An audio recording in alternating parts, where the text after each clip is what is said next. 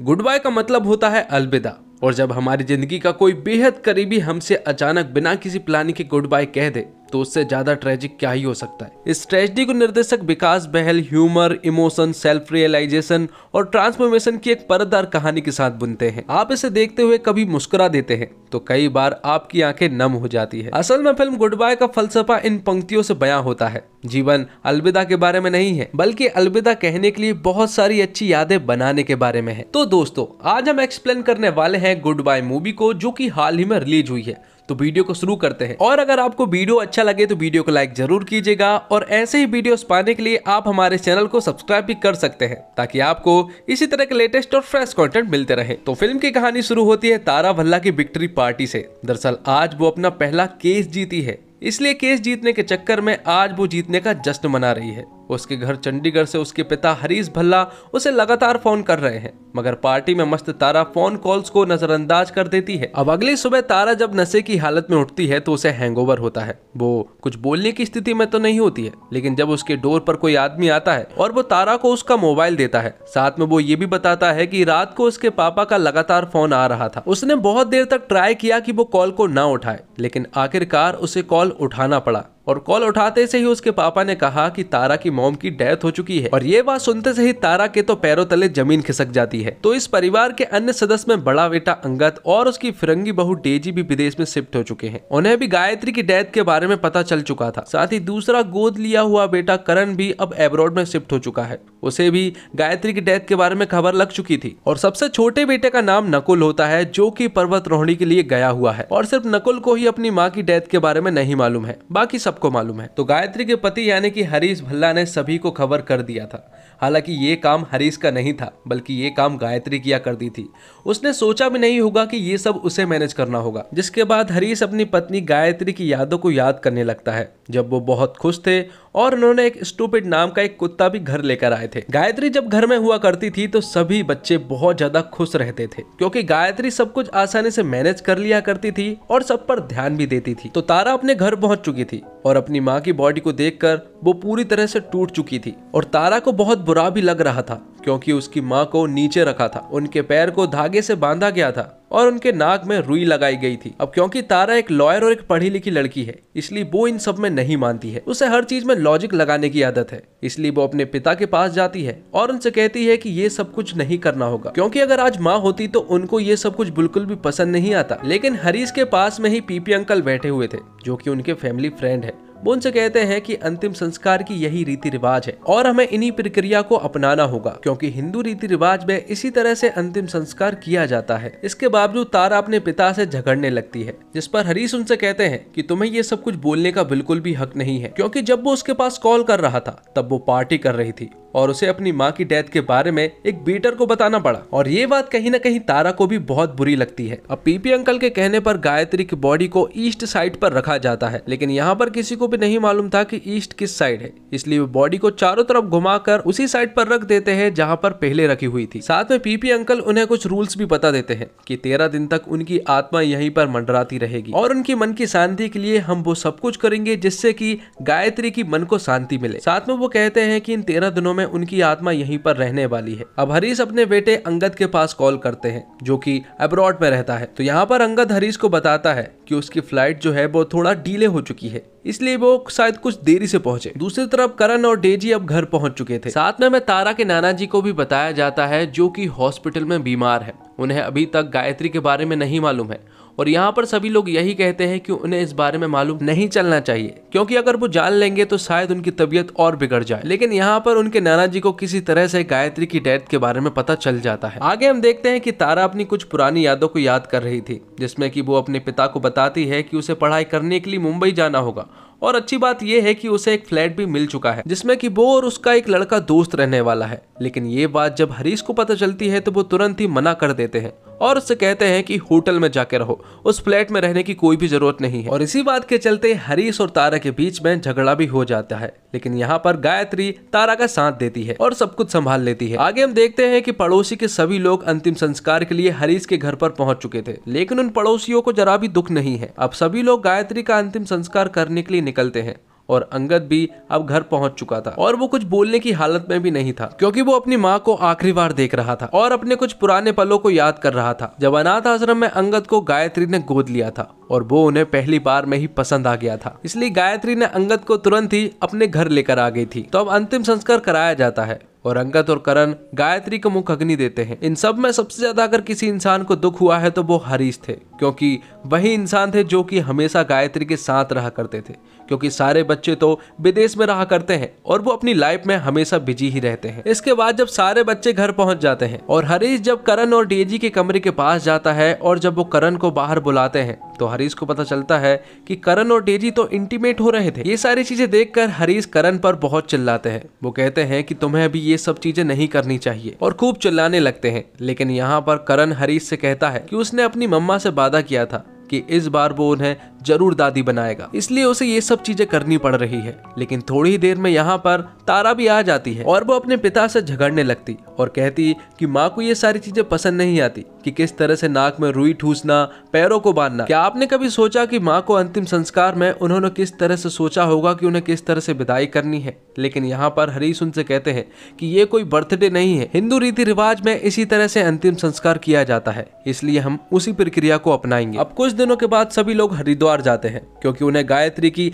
अस्थियों का अंतिम विसर्जन करना था। फैमिली के सभी लोग आए हुए थे, सभी लोग उदास थे और वो एक दूसरे से ठीक ढंग से बात भी नहीं करते हैं। और ये सारी चीजें दूर बैठा एक पंडित भी देख रहा होता है और ये वही पंडित है जो कि गायत्री की अस्थियों की अंतिम बार पूजा करने वाला था। वो पंडित यहाँ पर उन्हें कुछ बातें बताने लगता है, लेकिन यहाँ पर तारा तो उससे झगड़ने लगती है, क्योंकि उसे कोई साइंटिफिक रीजन चाहिए था कि ये सारी चीजें क्यों होती है। तो पंडित उससे कहता है कि वो उन्हें साइंटिफिक रीजन भी बताएगा। अब अस्थियों के विसर्जन करने से पहले हरीश गायत्री की अस्थियों से ढेर सारी बातें करता है, वो बातें जो शायद वो गायत्री से कभी कह ही नहीं पाया।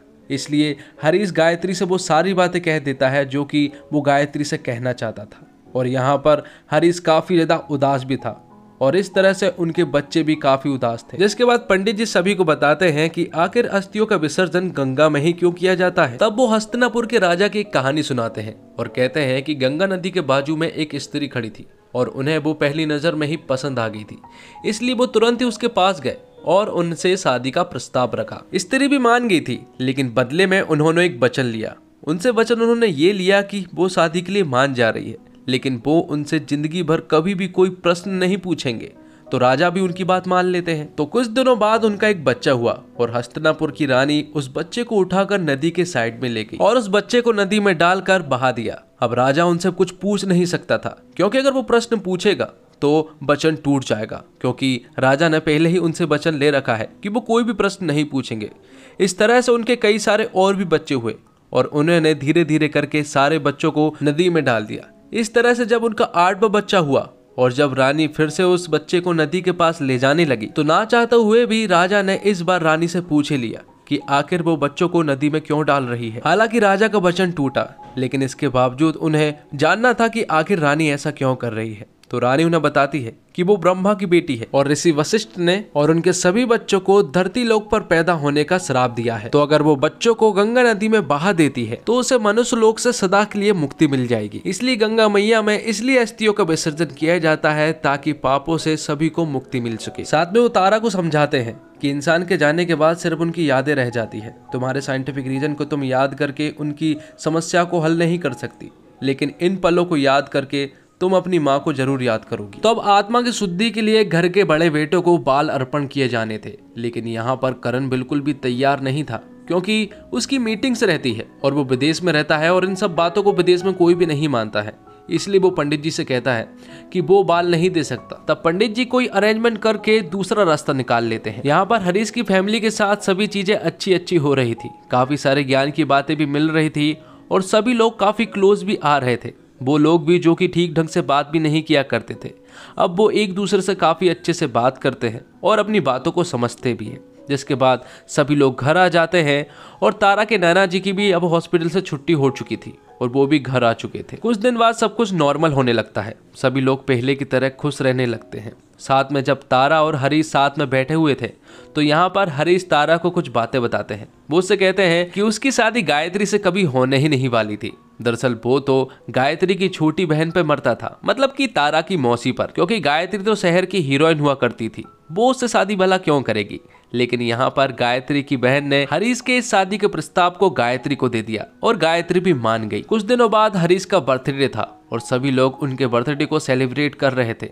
यहाँ पर एक बात और पता चलती है कि अभी तक उनके छोटे बेटे नकुल को उसकी माँ की डेथ के बारे में नहीं मालूम है। और जब वो घर आता है और जब वो देखता है कि घर में बर्थडे पार्टी चल रही है तो वो बहुत खुश होता है और वो अपने भाइयों और बहनों को देखकर काफी खुश होता है, क्योंकि एक साथ वो काफी दिनों बाद मिल रहे थे।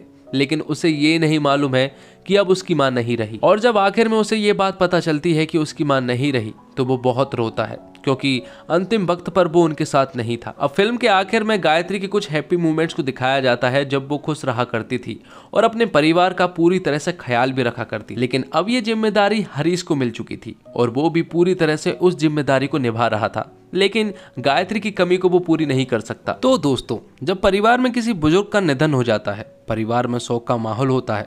लेकिन आज के दौर में जब बच्चे रोजगार की वजह से अपने माता पिता से दूर शहर या दूसरे देश में रहते हैं तो उनके सामने यह कठिनाइयां आती है। अंतिम संस्कार में कैसे शामिल हो, ऐसे में कुछ घर आते हैं और कुछ नहीं भी आ पाते हैं। फिर जिनको मॉडर्न कहा जाता है उनके मन में कई सवाल होते हैं कि जिस तरह से अंतिम संस्कार किया जा रहा है वो वैसा होना चाहिए या फिर नहीं। हमारे समाज में किसी भी पर्व, त्योहार, शादी या अंतिम संस्कार को लेकर तमाम तरह के रीति रिवाज बनाए गए हैं। अब ये हम पर निर्भर करता है कि हम उन रीति रिवाजों को मानकर समझे या समझकर माने। आस्था के पीछे कई बार साइंस व लॉजिक लगाने की कोशिश की जा रही है। साइंस और कस्टम के बीच की इसी आपसी मतभेद की कहानी है गुड बाय। गुड बाय महज फैमिली ड्रामा फिल्म नहीं है, बल्कि यहाँ अपने रीति रिवाजों के प्रति हमारी सोच व धारणाओं की भी बात है। वैसे तो हम अपनी जिंदगी में बहुत सी प्लानिंग करते हैं, पर क्या कभी इस बात की प्लानिंग की है कि मरने के बाद हमारा अंतिम संस्कार किस तरह से होगा। किसी की मौत के बाद उसके तमाम करीबी उस इंसान से जुड़ी पसंदीदा चीजों का जतन कर अंतिम संस्कार की तैयारी करते हैं, लेकिन अगर पहले से ही अंतिम संस्कार की प्लानिंग हो तो कितना अलग होगा। फिल्म गुड बाय देखने के बाद आपके जहन में ये ख्याल जरूर आएगा। हरीश का किरदार निभा रहा अमिताभ बच्चन ने 80वें बर्थडे से कुछ दिन पहले ये साबित कर दिया कि उन्हें क्यों बॉलीवुड का बादशाह कहा जाता है। हरीश के किरदार में अमिताभ बच्चन ने जान फूंक दी है, साथ ही एक पिता के संघर्ष को बखूबी दिखाया है। गायत्री के किरदार में नीना गुप्ता को देखना एक विजुअल ट्रीट है। स्क्रीन पर जब वह आई है उन्होंने अपने दमदार उपस्थिति दर्ज की है।